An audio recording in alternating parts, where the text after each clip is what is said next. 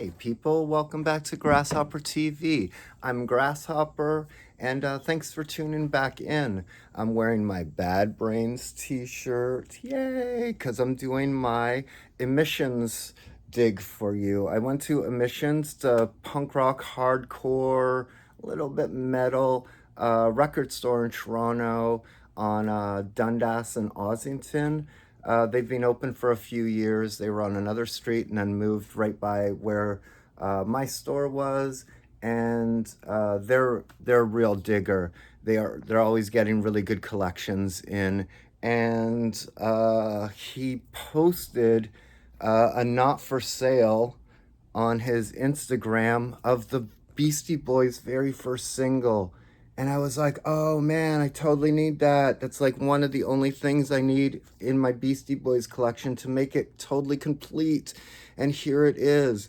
Forever I just had, where is it? I just had the 12-inch from France. I got that in 1988 and before Paul's Boutique came out, and I was like, oh, this is great. And I always wanted to get the 12-inch, but the 7-inch, but he had it, and I really kind of bugged him about it and was like, please, please, please. And he was like, no, I don't really want to sell it. And I brought out MDC's very first Million of Dead Cops album, and it was silk screened by the band, has like orange cover with a bunch of cops lined up.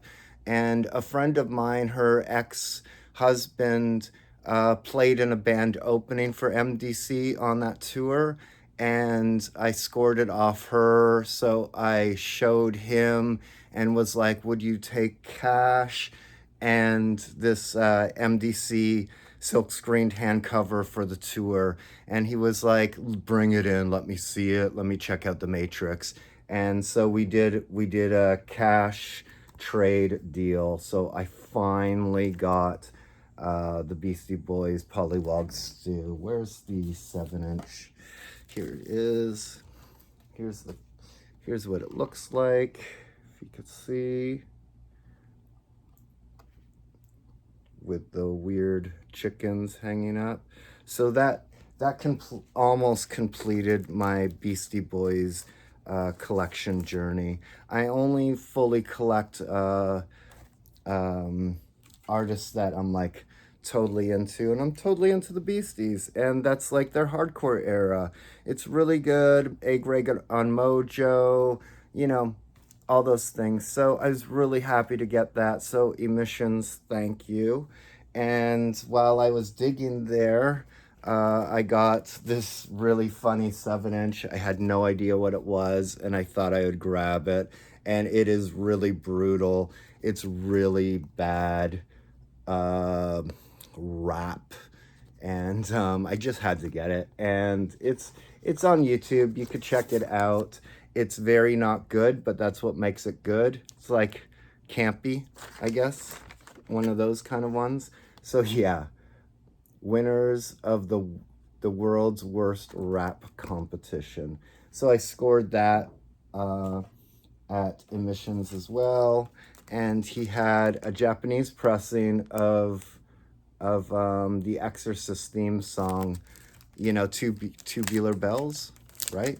And so I had to grab that. I don't see it that often in Japan, so I was like, oh, let me grab it. So there's that, and has this funny like jazz sleeve inside the Exorcist, you know. So that was a good little score. And then another 7-inch I got there was the Chromatics. Mikey Apples from Bambi's promoter, local DJ, local legend, Mikey Apples. He brought Chromatics to town a bunch of times. So I saw them a bunch of times. So I didn't know the 7-inch, so I grabbed that. And I was like, oh, that's cool, Mikey Apples style. But at the same time, he was like, yo, I got some test pressings. I know you dig them. And I was like, yes, I do. And he had this Chromatics test press for, what is it called? Night.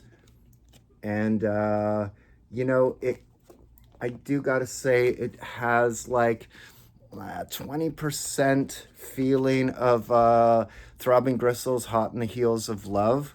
Like kind of that like almost marauder kind of like quiet kind of do do do do do do do in the backgrounds. And so I grabbed that and I was like, that's fun, I'll grab that. But then he was like, here's some others. So this is Dinosaur Jr.'s Sub Pop 7-inch test pressing for the wagon right when Lou Barlow left the band. So this is the test press of it, the wagon. I think the B-side is Quicksand, like a cover of the Bowie song, you know, when he crashes in the car or something. Anyway, so that was great. So yeah, maybe I can try to get that signed. So that's the test pressing of Dinosaur Jr.'s Sub Pop 7-inch for the wagon. And that came out in the Sub Pop Singles Club. And so I got that in the Singles Club back in the day. And I was like, oh, in my dinosaur collection, this is so fun. The other things that he had was some test pressings of My Bloody Valentine. They're not the first pressings of it, but this isn't anything on plain. It's from 2003 pressing. So I was like, I gotta get it. And my son Iggy, she's really into My Bloody Valentine these days. So that's the test pressing of Isn't Anything. Maybe I'll just pull it right out and show you. And I love test pressings. So there you go. That was Isn't Anything. And I was like, oh, I wish you had Loveless. And he was like, I do. It doesn't have a sleeve. This is how it came. And I was like, oh, let me get it. So there's, I assume that's 2002 or 2003 as well. I can't find it on Discogs, but that is my test pressing for My Bloody Valentine's Loveless as well. And there's a really good club, cafe, bar here owned by a friend of mine, Jamal, and he named his newest bar Loveless, but his old bar was called Unlovable. So it goes with the themes. So yeah, there it is. So I know it's not the first press test pressing, but I am just happy to have that anyway. So that's another thing that I scored. And then he had a Goblin, one of those Death Waltz reissues of zombie flesh eaters, and it comes with this cool poster. So let me show you that. And it's signed, I guess, by the artist. So there you go. And the cool thing about Goblin, that, you know, they're cool. Fabio, is his name Fabio? Claudio lives in Toronto, so used to come by the store and we'd always talk like weird Goblin details. And it comes on this cool splattered wax. Can you see that? Is that coming through? Yeah, on Death Waltz.